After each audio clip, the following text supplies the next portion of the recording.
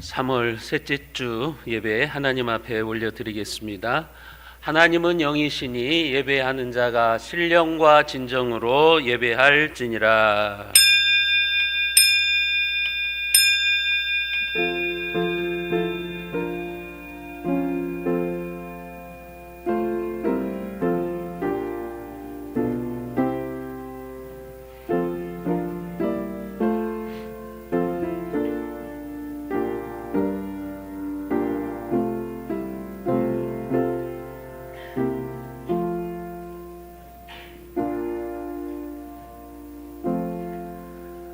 주는 나의 은신처이시오니 환난에서 나를 보호하시고 구원의 노래로 나를 두르시리이다. 영원한 멸망의 길에서 우리를 살려주시고 구원의 노래, 감격의 노래를 부르게 하시는 하나님 아버지, 오늘 또 하늘의 신령한 은혜를 사모하오니 따스한 봄바람처럼 우리의 영혼을 감싸주시기를 원합니다. 어두운 현실만 쳐다보지 말고 믿음으로 새로운 희망의 빛을 바라보는 하나님의 자녀들이 되게 하여 주옵소서. 우리에게 험한 세파를 헤쳐나갈 수 있는 능력과 힘을 공급하시는 하나님을 이 시간 만나게 하여 주옵소서. 우리 주 예수 그리스도의 이름으로 기원하옵나이다. 아멘.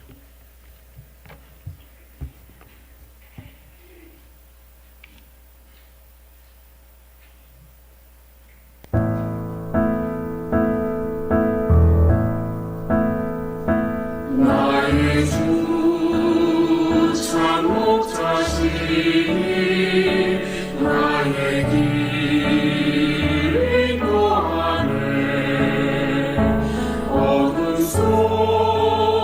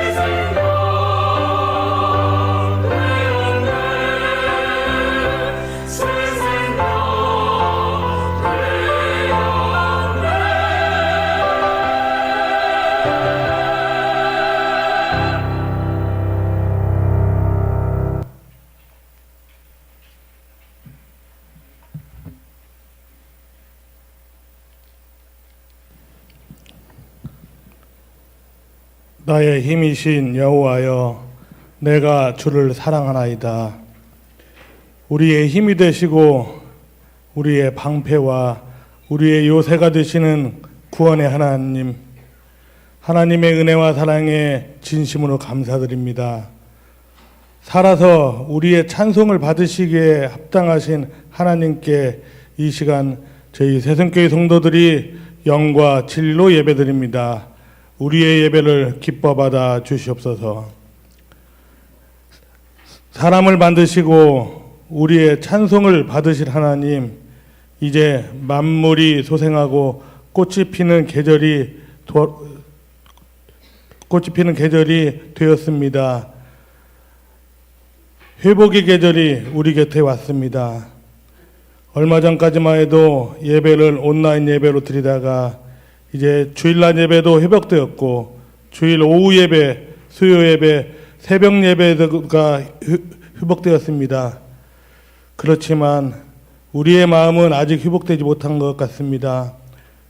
코로나 이전에는 주일 오후 예배도 수요 예배도 교회에 와서 하나님께 예배를 저희들 잘 드렸는데, 코로나 사태가 1년 이상 지속되면서 우리의 신앙도 우리의 믿음도 우리 자신도 모르게 무너졌고 병들었습니다.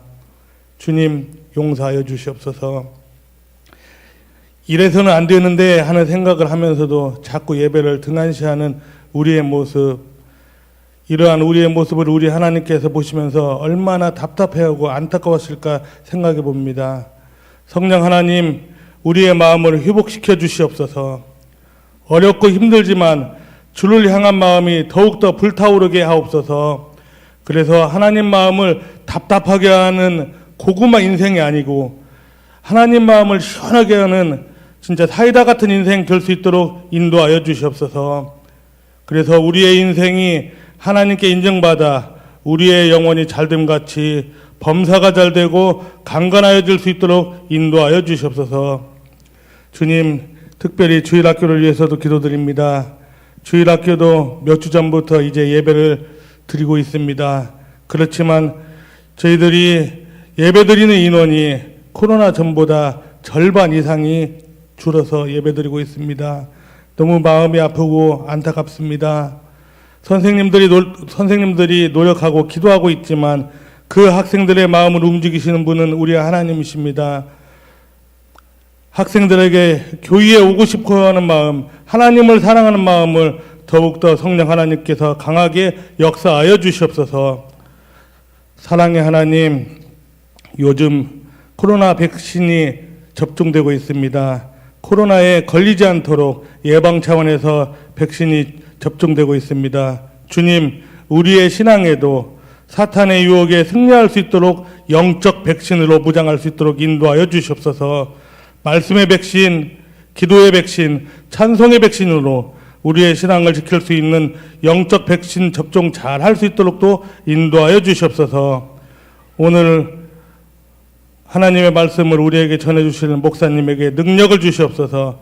단 위에서 전해지는 말씀을 통해서 육적으로 영적으로 지쳐있는 저희들에게 힘이 되게 하시고, 그 목사님 말씀의 백신으로 우리들이 무장하고 불안하여 어두운 이 세상을 이기게 하시고 늘 성령 충만함으로 주님과 동행하는 삶을 살 수 있도록 역사하여 주시옵소서. 우리의 구원자 되시며 우리의 생명이 되시는 예수님 이름으로 기도드립니다. 아멘.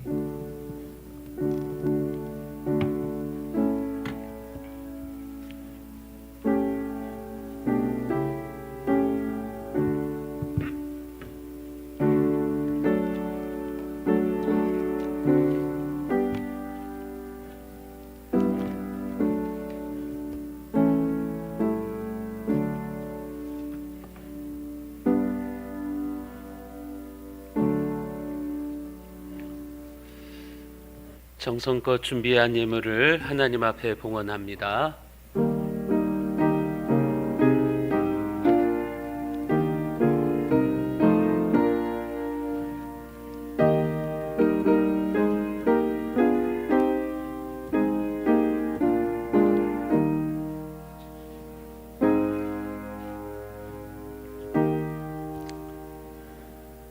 이 땅에 발을 붙이고 살면서도 하늘의 소망으로 살게 하시는 하나님 아버지, 담대한 믿음으로 11조를 허락하시니 감사합니다. 그 가정에 물질이 새지 않도록 막아주시고 하늘의 군대를 동원하여서 그 가정을 호위하여 주옵소서. 주정예물과 감사의 물로 드립니다. 질병과 재난을 멀리하여 주시고 삶의 순간순간마다 하나님의 숨결로 인도하여 주옵소서. 생일 예물을 드립니다. 다음 생일 때까지도 강건케 하시고 살아가는 것이 고통이 아니라 기쁨이 되게 하시고 감격이 되게 하여 주옵소서. 선교 구제 장학 전도원금으로 교회 사랑헌금으로 드립니다.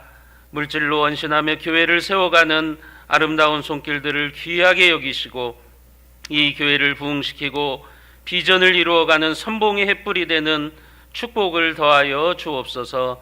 자비로우신 하나님 아버지, 우리 세순의 가족 중에 육신의 아픔이 있는 자들에게 하나님의 치료의 손길로 임하시고 슬픔을 당한 가정에는 위로의 손길로 찾아와 주옵소서.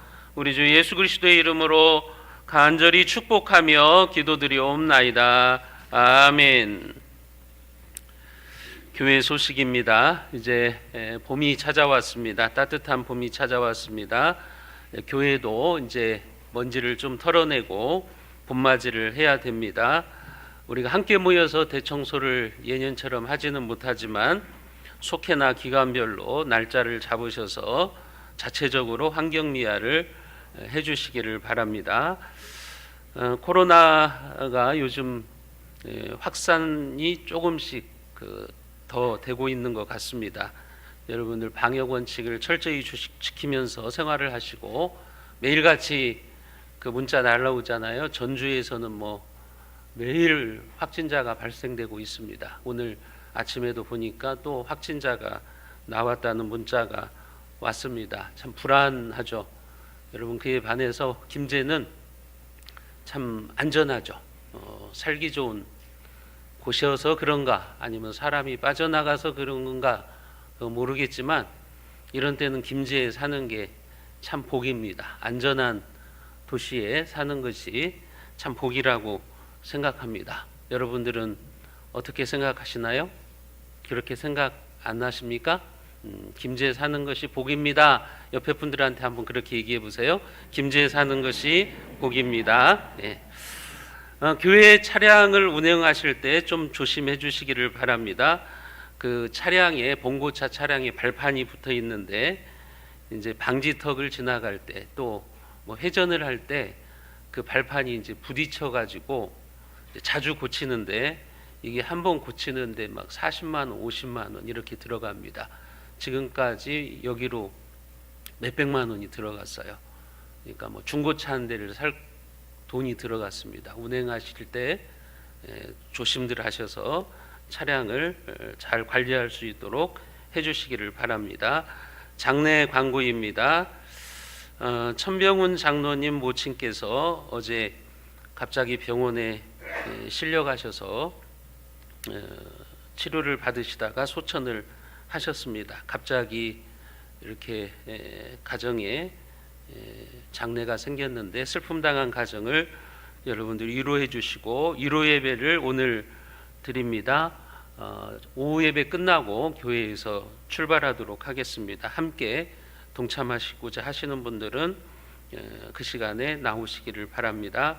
그리고 발인 예배, 입관 예배는 이제 그 어머니 교회에서 집례를 하고 발인 예배는 이제 저희 교회에서 집례를 합니다. 23일 화요일 오전 9시에 전북대병원 장례식장에서 발인 예배를 합니다. 교회에서 오전 8시에 출발하도록 하겠습니다. 위로 예배는 오늘 오후 예배 후에 그리고 발인 예배는 화요일 날 오전 8시에 교회에서 출발한다는 거 기억하시고 함께 하실 분들은 동참해 주시기를 바라고 또 슬픔 당한 가정이 이 슬픔을 잘 이겨낼 수 있도록 여러분들 기도해 주시기를 바랍니다. 다른 광고사항은 주보를 참조하시면 되겠습니다. 오늘 이 시간 우리에게 주시는 하나님의 말씀입니다. 구약성경 시편 107편 20절 21절 말씀입니다. 구약성경 10편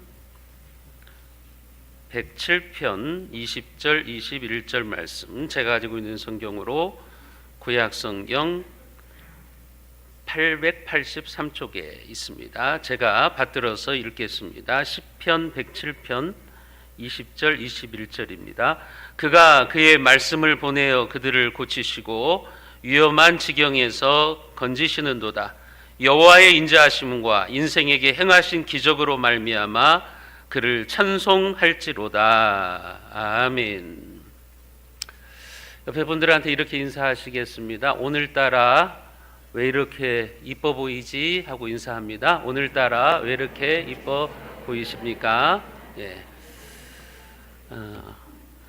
마스크를 벗고 여러분들의 이쁜 얼굴을 봐야 되는데 1년 이상 여러분들이 이쁜 얼굴을 보지 못해서 안타깝습니다. 이제 백신이 나왔고 이제 코로나 확진자들은 이제 줄어들게 될 것입니다. 코로나 확진자는 줄어들었는데 살이 확진자들은 늘어나고 있어요. 집에만 있다 보니까 살이 확진자들, 이 확진자들이 더 많아지고 있습니다. 저희 집사람도 저를 보면서 몸에 라인이 없어졌대요. 얼마 전까지만 해도 몸에 라인이 살아 있었는데 이제 확진자가 돼가지고 몸에 라인이 없어졌다고 일주일에 한두 번이라도 등산 좀 하자 그러는데 제가 그 소원을 못 들어주고 있습니다.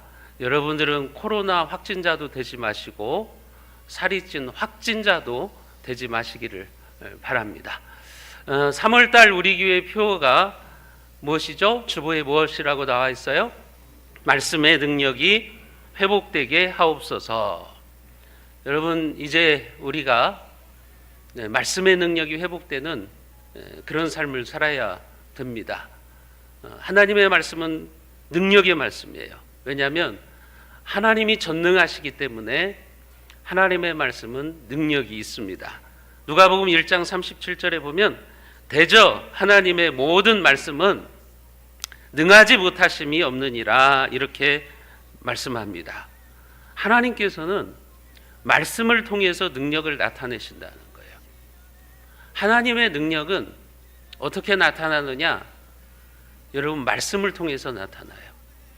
말씀을 사모하고 말씀을 묵상하고 말씀에 순종하는 사람들, 그런 사람들을 통해서 하나님은 자신의 능력을 나타내십니다. 이 말씀과 하나님의 능력은 따로 가지를 않아요. 여러분들의 삶에 하나님의 능력이 나타나기를 원한다면, 여러분들이 믿음으로 승리하는 삶을 살기를 원하신다면 여러분 가장 먼저 말씀을 가까이 하셔야 되는 겁니다. 말씀에는 어떤 능력이 있느냐? 말씀에는 치유의 능력이 있어요. 오늘 시편 107편 20절과 21절 말씀을 우리가 같이 한번 읽어봅니다. 같이 봅니다. 그가 그의 말씀을 보내어 그들을 고치시고 위험한 지경에서 건지시는도다.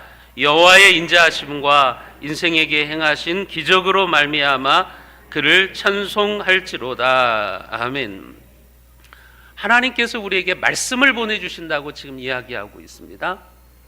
여러분, 지금 여러분들이 설교를 듣는 이 시간에도 하나님께서 말씀을 보내주시는 시간이에요. 하나님은 말씀을 보내셔서 우리를 고치시고 우리를 위험한 지경에서 건지신다고 이야기를 하고 있습니다. 저는 이 말씀이 진리라고 믿습니다. 저는 한 25, 6년 동안 설교를 하면서 그걸 경험해요. 말씀을 제대로 들은 사람 가운데 우울증이 떠나가고 삶을 포기하고 자살하려고 했던 사람이 회복되고, 말씀을 듣는 가운데 어두움이 사라지고 악한 영들이 물러나는 것, 그런 이야기를 너무 많이 들었어요. 그리고 제가 많이 그런 것들을 봤어요. 체험했어요. 하나님은 말씀으로 능력을 나타내세요.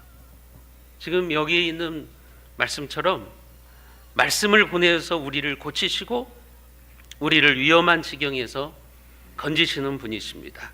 하나님의 말씀이요, 불안한 사람에게 임하면 불안을 내쫓는 역사가 일어납니다.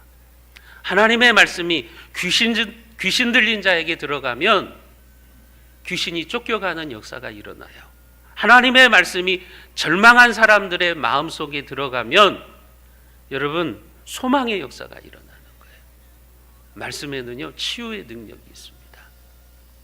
말씀은 하나님의 능력이 나타나는 통로라고 하는 거예요. 그래서 우리는 여호와의 인자하심과 우리에게 행하신 기적으로 말미암아 하나님을 찬양하고 기쁘게 살아갈 수가 있는 겁니다. 말씀에는 치유의 능력이 있어요. 또한 말씀에는 생명을 살리는 능력이 있어요. 구약성경 에스겔서 37장에 보면 어느 날 하나님께서 에스겔 선지자에게 환상을 보여주셨어요. 그때 이스라엘 백성들은 절망과 공포와 두려움 속에서 살아가고 있었어요. 포로 생활을 하면서 절망 속에서 희망이라고는 발견할 수 없는 그런 인생의 현실 앞에 그들이 부딪혀 있었어요. 그때 하나님께서 에스겔 선지자에게 환상을 하나 보여주십니다. 어느 날 그를 어떤 골짜기로 데리고 가세요. 그 골짜기에 가서 봤더니 그 골짜기에는 수없이 많은 해골과 마른 뼈들이 놓여져 있었어요. 그 해골과 마른 뼈들이 뭐였냐? 그게 바로 이스라엘 백성들의 상태예요. 코로나 기간을 거치면서 한국 교회가 혹시 그렇게 되었을지 모르겠어요. 에스겔 골짜기의 마른 뼈와 해골들처럼 우리의 신앙이 그렇게 메말라 버리고 우리가 절망 가운데서 죽음의 골짜기에서 살아가고 있는 모습인지도 모르겠어요. 이스라엘 백성들이 그랬다고요. 여러분, 그래서 그 계곡은 죽음의 골짜기고 절망의 골짜기입니다. 하나님께서 에스겔 선지자에게 말씀하십니다. 에스겔아, 힘있게 외쳐라. 믿음으로 외쳐라. 에스겔 선지자가 외칩니다. 너희 모든 뼈들아, 하나님의 말씀을 들을지어다. 생기야, 사방에서 불어와서 이 죽은 자들로 살아나게 하라. 에스겔 선지자가 그렇게 믿음으로 선포합니다. 하나님의 말씀을 선포한 거죠. 죽음의 골짜기에 하나님의 말씀을 외친 거예요. 그러자 놀라운 하나님의 능력이 나타나기 시작합니다. 메마른 뼈에 힘줄이 생겨나기 시작합니다. 그리고 살이 붙기 시작합니다. 사방에서 생명의 기운이 불어와서 죽었던 자들이 한 사람 한 사람 일어나기 시작합니다. 그리고 그 살아난 자들이 큰 무리를 이루고 하나님의 군대가 되었다고 그랬어요. 여러분, 절망하는 자들이 하나님의 군대로 변하는 겁니다. 죽어있던 자들이 용감한 하나님의 용사로 변화되는 거죠. 에스겔 골짜기의 환상이 우리에게 보여주는 영적 교훈이 뭡니까? 해골과 같은 인생을 살아가고 메마른 뼈와 같은 소망이 없는 사람들에게 하나님의 말씀이 임하면 죽은 영혼들이 다시 생기를 회복하고 소생하는 생명을 살리는 기적이 일어난다는 것을 우리들에게 보여주시고 있는 겁니다. 절망의 골짜기에서 방황하던 인생들에게 하나님의 말씀이 임하면 새로운 소망을 발견하고 하나님의 군대로 세워지는 능력이 나타난다고 하는 것이죠. 여러분, 오늘 이 말씀이 혹시 절망의 골짜기, 죽음의 골짜기에 있는 여러분들이 있다고 한다면, 신앙이 침체되고 영혼이 죽어있는 분들이 있다고 한다면 이 말씀을 듣고 여러분들이 다시 살려지고 하나님의 군대로 세워지는 역사가 일어나기를 주님의 이름으로 소원합니다. 하나님의 말씀에는 그런 능력이 있어요. 또 하나님의 말씀에는 악한 사탄을 물리치는 능력이 있어요. 마태복음 8장 16절에 보면 예수님께서 무엇으로 능력을 행하셨느냐?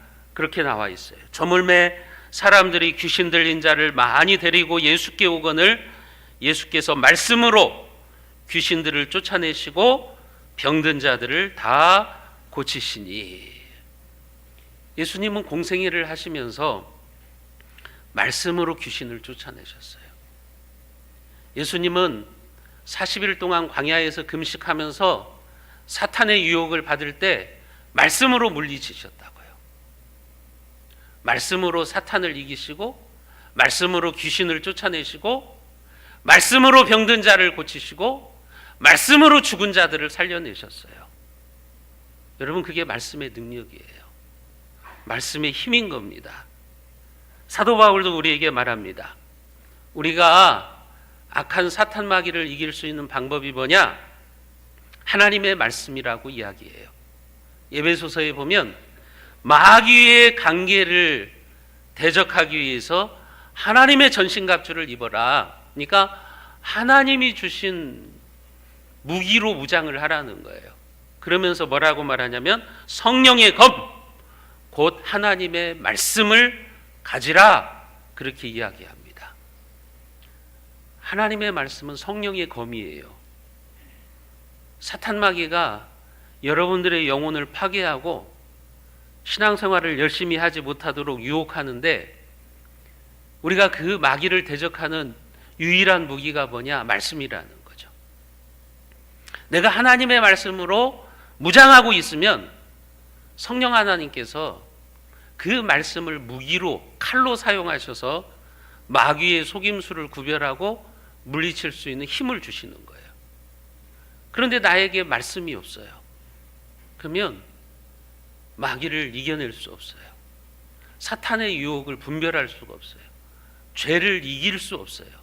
우리는 그렇게 무능력한 자들이 됩니다. 그래서 우리는 성령의 검, 곧 하나님의 말씀을 가져야 되는 겁니다. 하나님의 말씀에는 이처럼 놀라운 능력이 있기 때문에 사탄은요, 우리가 말씀을 가까이 하고 묵상하는 것을 싫어해요. 말씀 생활을 하지 못하도록 방해해요. 사람들하고 수다는 떠는데 하루에 성경 한 장도 안 읽어요. 돈을 벌기 위해서는 막 하루에 10시간씩 투자하면서 성경을 읽는 데는 5분도 투자하지 않아요. 마귀가 분주함을 통해서 우리로 하여금 성경을 읽지 못하게 해요. 미디어를 통해서 방해합니다. 스마트폰이나 게임에 빠지게 해서 성경을 읽는 것을 방해합니다. 왜냐하면 마귀는 알아요. 마귀는 정확히 알고 있어요. 여러분들이 말씀을 가까이 하면 가까이 할수록 하나님의 능력이 나타난다는 것을 잘 알고 있어요. 그래서 여러분들이 말씀 생활을 가까이 하지 못하도록 해요. 그래, 교회 열심히 다녀. 근데 말씀은 보지 마. 말씀을 안 보면 능력이 안 나타나니까, 하나님의 능력 안 나타나니까 말씀은 보지 마. 그래서 제가 여러분들에게 가끔 드리는 말씀이 있잖아요. 교회 안에 후탁교인들이 많다고 하잖아요. 그냥 일주일 동안 성경 한번 안 쳐다보다가 주일날 먼지 끼는 성경 후 하고 한번 탁 하고 가지고 오는 거예요. 이게 후탁교인들이에요. 후탁교인들. 여러분, 그러니까 우리가 교회를 다녀도 하나님의 능력이 나타나지를 않아요. 말씀이 역사하지를 않는 거죠. 사랑하는 성도 여러분, 사탄은 길을 쓰고 여러분들이 말씀 생활을 못하도록 방해합니다. 말씀을 읽지 못하게 하고, 말씀을 듣지 못하게 하고, 말씀에 순종하지 못하게 하고, 사탄이 길을 쓰고 여러분들을 공격한다는 것을 기억하시기를 바랍니다. 말씀이 없이 분주하지 마시기를 바랍니다. 말씀이 없이 텔레비전이나 스마트폰을 보면서 시간 낭비하지 마시기를 바랍니다. 매일 사람들을 만나기 전에 먼저 하나님의 말씀을 만나시고, 세상의 소리를 듣기 전에 먼저 여러분 하나님의 말씀을 듣기를 갈망하시기를 바랍니다. 그래서 생생하게 살아있는 하나님의 놀라운 말씀의 능력을 체험하시는 여러분 모두가 될 수 있기를 주님의 이름으로 축복합니다. 그렇다면 우리에게 말씀의 능력이 회복되는 원리가 뭐예요? 어떻게 해야 말씀의 능력이 우리에게 나타날까? 첫 번째 원리는 여러분 말씀을 읽고 묵상하셔야 돼요.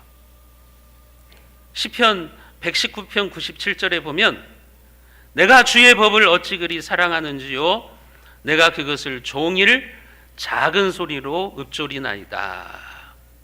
하나님의 법, 하나님의 말씀을 사랑해서 매일같이 그 말씀을 작은 소리로 읊조린다. 지금 그런 고백을 하고 있는 거죠. 그러니까 하나님의 말씀을 우리의 마음속에 채우는 방법은 뭐냐? 여러분 말씀을 작은 소리를 내어서 읽으면서 묵상하는 거예요. 묵상이라는 것은 그거예요. 뭐 동양의 묵상을 생각하시면 안 돼요. 요가의 묵상을 생각하시면 안 돼요. 성경에서 말하는 묵상이라는 것은 우리가 하나님의 말씀을 앞에 두고 읽으면서 작은 소리로 읊조리는 거예요. 그게 바로 묵상이라고 하는 뜻이에요. 이것을 이제 메디테이션이라고 그러는데, 묵상을 메디테이션이라고 그러는데, 이 메디테이션이라는 말이 어디에서 나왔냐? 영어의 단어의 어원이 뭐냐면 메디슨이에요. 메디슨. 약이라는 말이에요. 약. 치료제라는 말이에요. 그러니까 하나님의 말씀을 묵상할 때 우리는 치유받아요.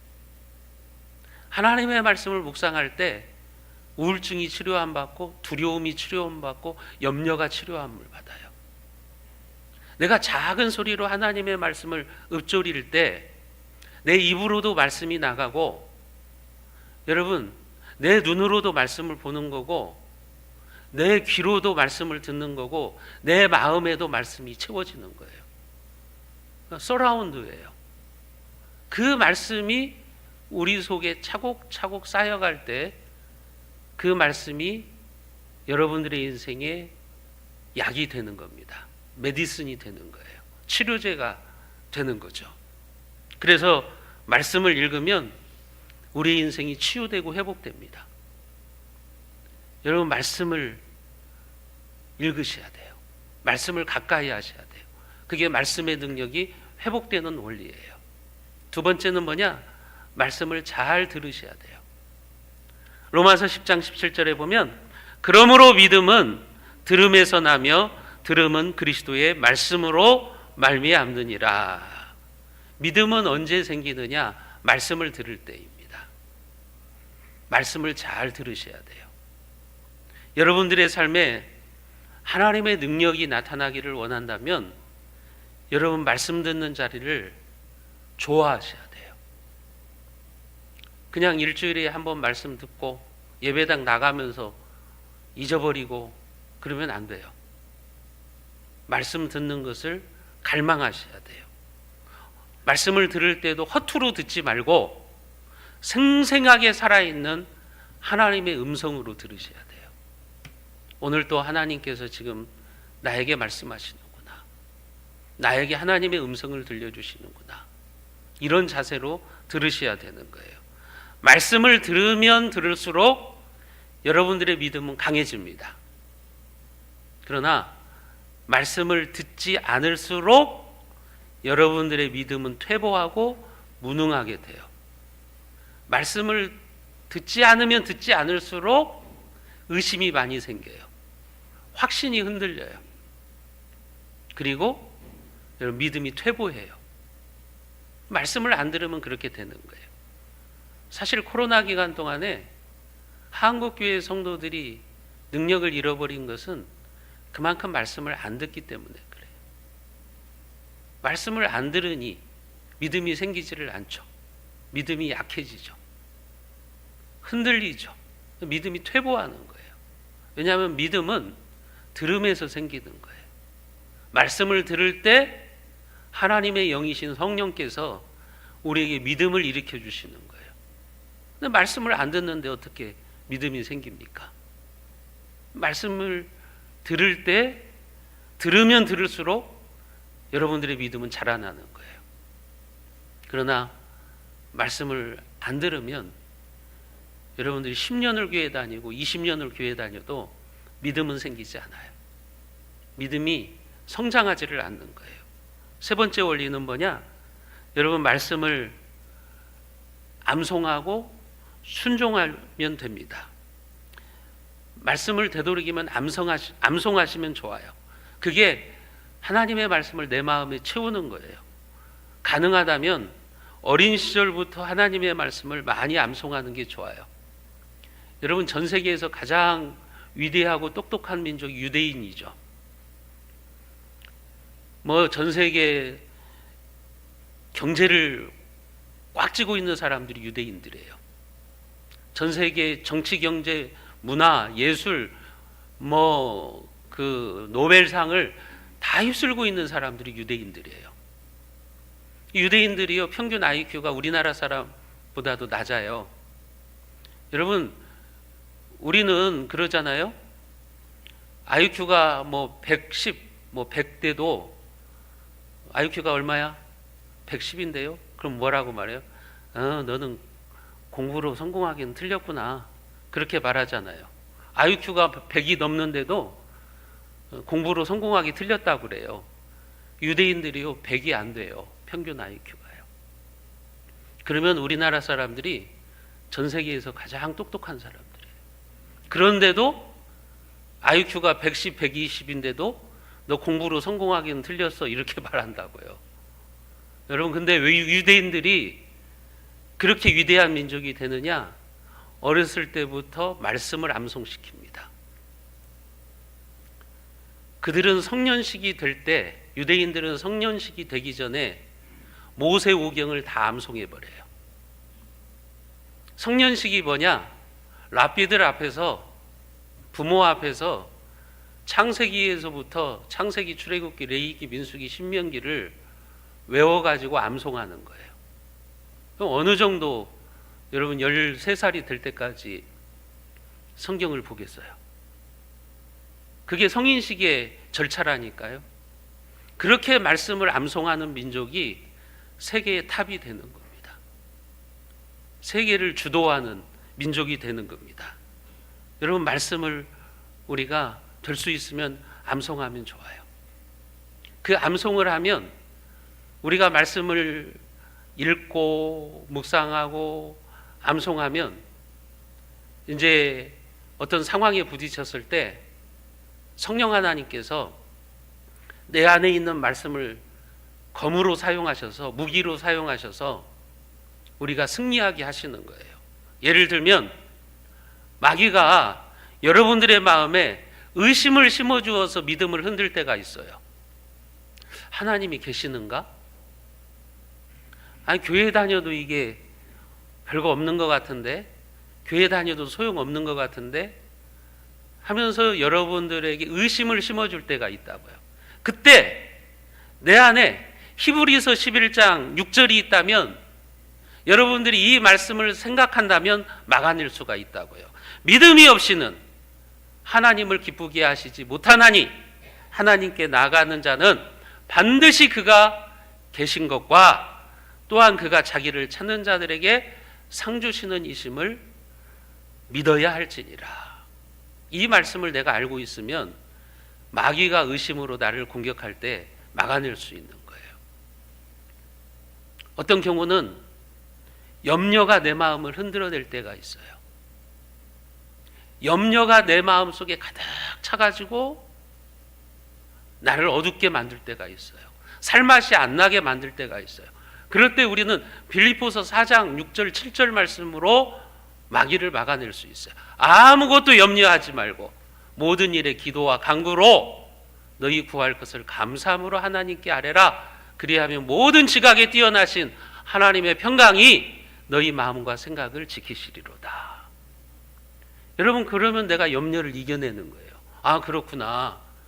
아무것도 염려하지 말고 기도하라고 하시는구나. 기도해야지.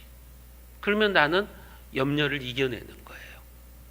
그게 말씀의 능력이라고요.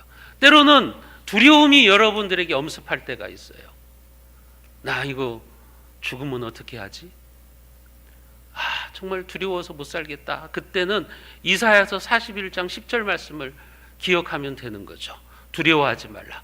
내가 너와 함께 하님이라. 놀라지 말라. 나는 내 하나님이 됨이니라. 내가 너를 굳세게 하리라. 참으로 너를 도와주리라. 참으로 나의 의로운 오른손으로 너를 붙들리라.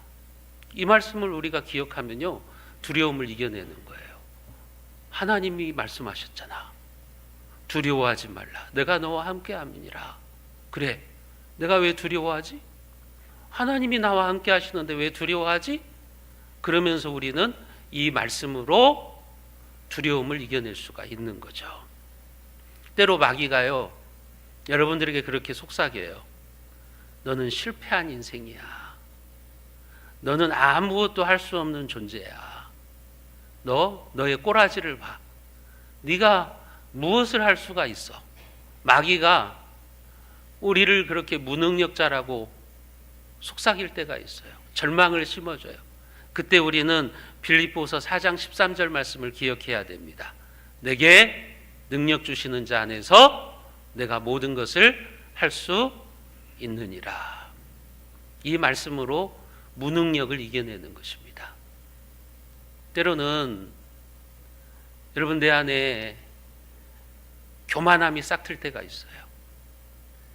마귀가 교만의 씨앗을 내 마음에 뿌려서 내가 내 인생의 주인이 되려고 그러고 인생을 내 마음대로 살아가려고 그러고 고개를 숙일지 못하는 교만함으로 살아가게 하려고 할 때가 있어요. 그때는 베드로전서 5장 5절로 막아내야죠.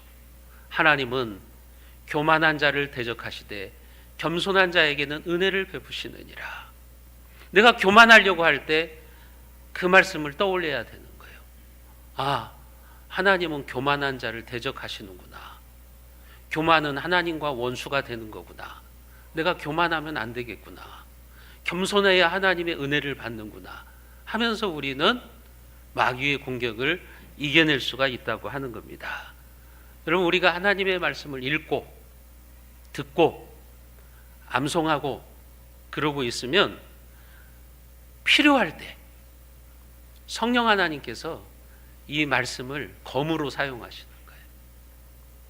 이 말씀을 사용하셔서 여러분들이 마귀를 이기게 하시고 현실을 극복하게 하시고 죄를 이길 수 있는 능력을 더해 주시는 것입니다. 그럴 때 우리는 영적 전쟁에서 승리할 수 있는 능력 있는 하나님의 사람으로 살아갈 수가 있는 거죠. 그래서 우리는 말씀을 즐거워하고 순종해야 돼요. 여러분, 말씀을 사랑해야 돼요. 하루 3끼 밥 먹잖아요. 그러면 적어도 말씀 3장은 읽으셔야 돼요. 어떤 분은 그런 삶의 원칙을 세우셨더라고요. 뭐냐면 내가 성경을 한 장 안 읽고는 밥을 안 먹겠다. 그래서 그분은 아침, 점심, 저녁 때 반드시 밥 먹기 전에 성경 한 장을 읽고 기도하고 식사를 하시는 거예요. 여러분, 영의 양식을 먹고 육의 양식을 먹는 거예요. 그렇게 말씀을 생활하고 그 말씀을 즐거워하고 순종할 줄 알아야 돼요. 그럴 때 하나님이 여러분들의 인생을 잘 대접해 주시는 겁니다. 시편 119편 16절과 17절에 보면 우리가 그 사실을 알 수가 있어요. 우리가 같이 한번 읽어봅니다. 주의 율례들을 즐거워하며 주의 말씀을 잊지 아니하리이다. 주의 종을 후대하여 살게 하소서. 그리하시면 주의 말씀을 지키리이다. 주의 종을 후대하여 살게 하소서. 이 후대한다는 말이 뭐냐면 너그럽게 대한다는 말이에요. 다시 말씀드리면 하나님의 말씀을 즐거워하고 사랑하는 자를 하나님은 너그럽게 대해주시는 거예요. 후하게 대접해 주시는 거예요. 네가 나를 사랑하는구나. 네가 내 말을 좋아하는구나. 그러니 나도 너를 후하게 대접해 주마. 내가 너를 잘 대접해 주마. 그런 뜻을 가지고 있는 거예요. 여러분들이 하나님의 말씀을 사랑하면 하나님께서 여러분들의 인생을 후하게 대접해 주시는 겁니다. 반대로 우리가 하나님의 말씀을 우습게 여기면 하나님의 축복이 떠나요. 여러분, 이스라엘의 초대 왕이었던 사울 왕을 보세요. 그는 처음에는 하나님의 말씀을 사랑하는 사람이었어요. 겸손한 사람이었어요. 그래서 하나님께서 그를 이스라엘의 초대 왕, 제1대 왕으로 세워주셨어요. 얼마나 놀라운 축복입니까? 신정국가의 초대 왕이 된 거예요. 하나님이 엄청난 축복을 주신 거죠. 그런데 어느 순간부터 이 사울 왕이 하나님의 말씀을 멀리하기 시작합니다. 그리고 급기야는 교만을 떨어요. 선지자가 드려야 되는 제사를 자기가 드리는 거예요. 월권행위를 하는 거예요. 영적 질서도 어기고 월권행위를 하면서 하나님의 말씀에 불순종하는 거예요. 말씀을 버린 거죠. 말씀을 버린 사울 왕에게 하나님은 사무엘 선지자를 통해서 이렇게 말씀하신다고요. 왕이 여호와의 말씀을 버렸으므로 여호와께서도 왕을 버려서 왕이 되지 못하게 하셨나이다. 하나님이 사무엘 선지자를 통해서 선포하십니다. 너는 이것으로 끝이다. 여기까지다. 하나님의 축복은 여기까지다. 왜요? 말씀을 우습게 여긴 거예요. 사울 왕이 하나님의 말씀을 무시하니까 하나님께서도 사울을 버리셔서 그의 왕권을 빼앗아가 버리시는 거예요. 축복을 거두어 가시는 거죠. 여러분, 우리가 그래서 늘 말씀 앞에 겸손하셔야 돼요. 교만하기 시작하면 그때부터 이제 축복 끝입니다. 그때부터 하나님이 우리에게 주신 것들을 거두어 가기 시작하십니다. 늘 겸손하게 말씀 앞에 순종하는 삶을 살아가야 되는 겁니다. 우리가 말씀을 버리면 하나님도 우리를 버리세요. 여러분들이 말씀을 우습게 여기면 하나님이 주신 복을 거두어 가시는 거예요. 반대로 우리가 하나님의 말씀을 굳세게 붙잡으면, 늘 하나님 앞에 겸손하게 살아가면 하나님께서 하나님의 권능의 손으로 우리를 붙잡아 주시고 또 형통케 하시는 거예요. 그래서 말씀과 형통은 아주 밀접한 관계가 있다고요. 여호수아서 1장 8절에 보면 하나님이 그렇게 말씀하셨어요. 이 율법책을 내 입에서 떠나지 말게 하며 주야로 그것을 묵상하여 그 안에 기록된 대로 다 지켜 행하라. 그리하면 내 길이 평탄하게 될 것이며 내가 형통하리라. 이 말씀을 여호수아에게 주신 말씀이에요. 가나안 정복 전쟁을 앞두고 있는 여호수아, 하나님이 뭐라고 말씀하시냐면, 너에게 지금 중요한 것은 군사를 키우는 것이 중요한 게 아니라, 무기로 무장하는 게 중요한 게 아니라, 하나님의 말씀을 주야로 묵상하고 그 말씀대로 순종하라. 그리하면 내 길이 평탄하게 될 것이고 내가 형통하게 되리라고 말씀하시는 거예요. 여호수아는 이 말씀에 순종했어요. 그랬더니 하나님께서 가나안 정복 전쟁에 승리를 주시죠. 축복의 땅에 들어가는 역사가 나타나게 하시는 겁니다. 여러분들의 삶도 마찬가지고 자녀들의 삶도 마찬가지예요. 여러분들이 길을 쓰고 여러분들 자녀들 키우려고 하지 마세요. 내 마음대로 키우려고 하지 마세요. 그 아이들로 하여금 하나님의 말씀을 사랑하게 하세요. 그러면 하나님이 형통의 길을 열어주십니다. 형통이 뭐예요? 잘 되는 거죠. 번성하는 거죠. 영어 성경에 보면 이 형통이라는 단어가 뭐냐면 success예요. success. 성공. 그런 말이에요. 그러니까 하나님의 말씀을 사랑하는 자들을 하나님께서 성공하게 해주시겠다는 거예요. 그게 형통이라고 하는 겁니다. 그래서 새번역 성경에 보면 이 말씀을 이렇게 번역했어요. 이 율법책의 말씀을 늘 읽고 밤낮으로 그것을 공부하고 이 율법책에 쓰여진 대로 이 모든 것을 성심껏 실천해라. 그리하면 네가 가는 길이 순조로울 것이고 네가 성공할 것이다. 이렇게 번역해 놨다고요. 분명한 거죠. 여러분, 우리가 하나님의 말씀을 읽고 묵상하고 듣고 그 다음에 성심껏 이 말씀을 순종하기 위해서 실천하라는 거예요. 말씀을 듣고 그치지 말고 말씀대로 내가 살려고 발버둥치라는 거죠. 성심껏 실천하라는 것이죠. 그리하면 네가 가는 길이 순조로워질 수 있도록, 네가 성공할 수 있도록 하나님께서 후하게 대접해 주시겠다는 거죠. 그게 바로 말씀과 우리의 인생의 형통의 관계인 겁니다. 여러분, 시편 1편 2절과 3절 말씀을 우리가 같이 한번 읽어보겠습니다. 시편 1편 2절과 3절입니다. 같이 봅니다. 오직 여호와의 율법을 즐거워하여 그의 율법을 주야로 묵상하는도다. 그는 시냇가에 심은 나무가 철을 따라 열매를 맺으며 그 잎사귀가 마르지 아니함 같으니 그가 하는 모든 일이 다 형통하리로다. 여기에도 보면 율법을 즐거워하는 것과 형통은 같이 갑니다. 제가 성경을 연구하면서 발견한 사실이 있어요. 영적 시크릿이죠. 비밀이죠. 그게 뭐냐면 율법과 형통은 항상 같이 간다는 거예요. 여호수아 1장 8절에서도 그랬죠. 너 가나안 정복 전쟁에 승리하는 건 다른 게 아니라는 거예요.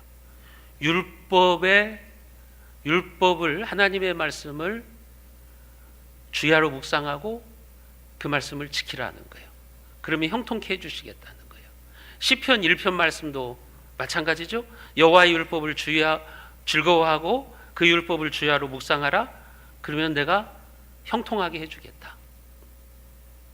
여러분, 이게 영적 비밀이에요. 이게 영적 시크릿이에요. 우리는 내가 열심히 노력해서 내가 계획을 세우면 성공할 수 있고 형통할 수 있다고 생각하죠. 성경은 그렇게 말씀하시잖아요. 그래서 말씀과 형통은 어떤 관계에 있느냐? 상관관계가 아주 많아요. 정비례합니다. 여러분, 열왕기상 2장 3절 말씀에도 보면 그래요. 우리가 같이 읽어보겠습니다. 열왕기상 2장 3절입니다. 내 하나님 여호와의 명령을 지켜 그 길로 행하여 그 법률과 계명과 율례와 증거를 모세의 율법에 기록된 대로 지키라. 그리하면 내가 무엇을 하든지 어디로 가든지 형통할지라. 이게 무슨 말씀이냐면요, 다윗이 죽기 전에 자기 아들 솔로몬에게 유언으로 남긴 말씀이에요. 그러니까 자기가 인생을 살아오면서 아들에게 주는 가장 중요한 말, 그게 뭐냐면 그거죠. 솔로몬아, 너의 하나님 여호와의 명령을 지켜라. 그 법률과 계명과 율례와 증거와 모세의 율법을 지켜라. 다 똑같은 말이에요. 법률, 율례, 증거, 율법은 다 하나님의 말씀을 말하는 거예요. 그러면 네가 무엇을 하든지 어디로 가든지 형통할 거다.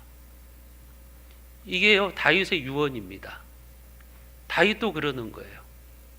말씀과 형통은 같이 간다고 말하는 거예요.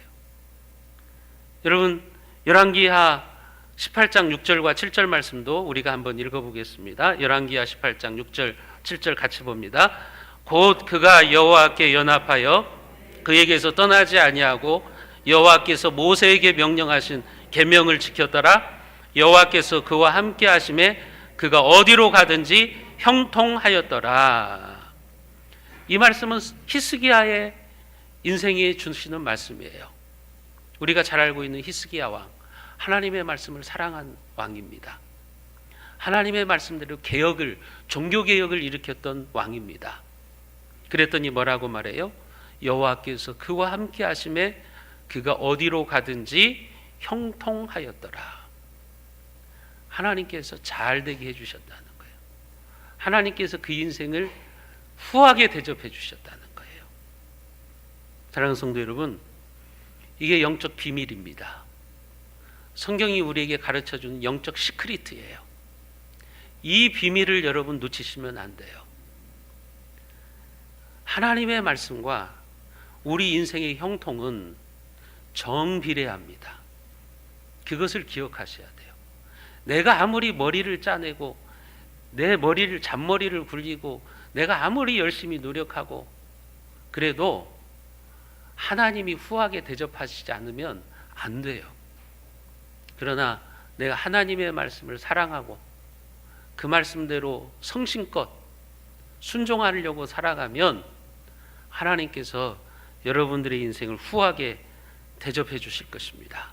그렇기 때문에 어떤 상황 속에서도 하나님의 말씀을 꽉 붙잡고 살아가시기를 바랍니다. 그래서 여러분들의 삶에 말씀의 능력이 회복되어서 하나님이 주시는 놀라운 형통과 이적과 기사가 나타나시기를 주님의 이름으로 축원드립니다. 기도하겠습니다. 하나님 아버지, 말씀의 능력이 우리에게 회복되게 하여 주옵소서. 말씀은 하나님의 능력입니다. 하나님은 구약시대나 2000년 전이나 지금이나 말씀으로 능력을 행하시고 계시는 하나님이심을 알게 하여 주시옵소서. 하나님의 말씀을 귀하게 여기고 사랑하는 자들을 하나님께서는 후하게 대접하시고, 하나님의 말씀을 귀하게 여기고 그 말씀대로 살려고 성심껏 발버둥치는 인생 가운데 하나님께서 형통을 주시고 번성케 하시겠다고 약속해 주셨습니다. 이것이 바로 성경이 말하는 영적인 비밀인 것을 알게 하여 주시옵소서.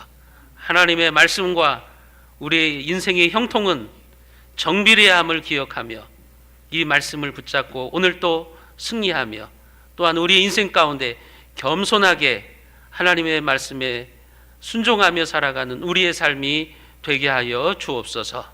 우리 주 예수 그리스도의 은혜와 하나님 아버지의 무한 자비하신 사랑하심과 성령 하나님의 감동과 인도 교통하시는 역사가 오늘 또 살아 역사하시는 하나님의 말씀의 능력을 믿고 말씀을 사랑하고 묵상하고 성심껏 순종의 길로 가기를 결단하는 사랑 우리 세손의 모든 권속들과 그 가정 위에, 이 나라와 이 민족 위에, 우리의 선교지 위에 지금부터 영원까지 함께 있을지어다.